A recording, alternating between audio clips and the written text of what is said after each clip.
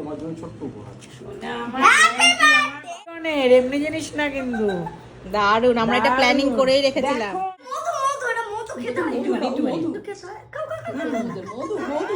খেয়ে না দিয়েছে, খাও, তোমার ভালোবেসে দিয়েছে।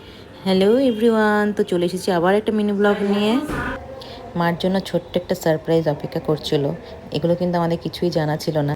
মার বার্থডে গেল দুদিন আগে, তো মাকে সারপ্রাইজ দেওয়ার জন্য ছোট্ট আয়োজন করেছে। আমি নিজেই জানি না কি হচ্ছে এগুলো। বার্থডে সব হয়ে গেছে, তারপরে বার্থডে তো কাউকে খাওয়াওনি, হয়ে গেছে মানে না না খাওয়াটা তো হয়নি, আমরা তো ঠাকুর মন্দিরে চলে গেলাম। ছোট্ট উপহার। আমার কেক কাটিং এর আগেই হাতে গিফট পেয়ে গেছে, তো চলো গিফটটা খুলে দেখা যাক যে কি গিফট পেলো। তোমরাও অবাক হয়ে যাবে কিন্তু কি গিফট পেয়েছিল। তো এগুলো আমাদের সবই প্ল্যান ছিল, মানে গিফটের ব্যাপারটা, কেকের ব্যাপারটা আমি জানতাম না ন্যাচারালি। তো গিফটটা খুলে দেখা যাক, যদি না অবাক হয়েছো কি বলবো তোমাদেরকে। যাই বেরোক খুলজা সিম সিম।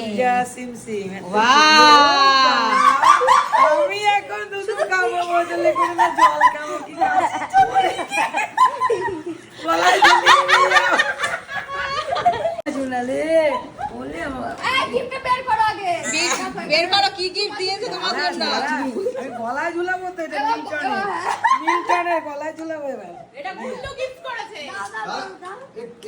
ও পরিয়ে দেবে, ও পরিয়ে দেবে।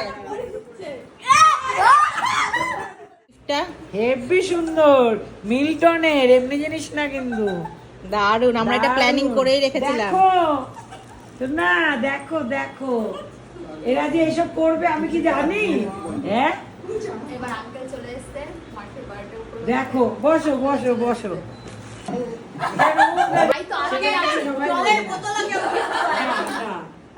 আর জল ছাড়া মানুষ বাঁচেও না। এটাই হলো না এবার ফটো তুললো। কার জন্মদিন বুঝতে পারছো না?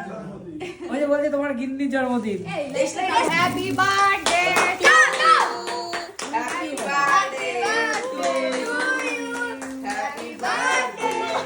গুল্লুর লেসটা কেমন লাগলো?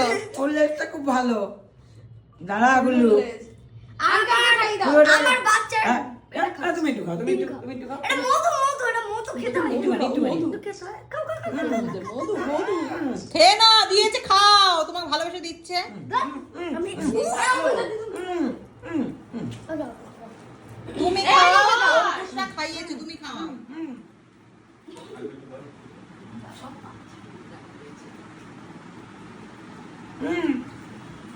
আদি মানুষের মতো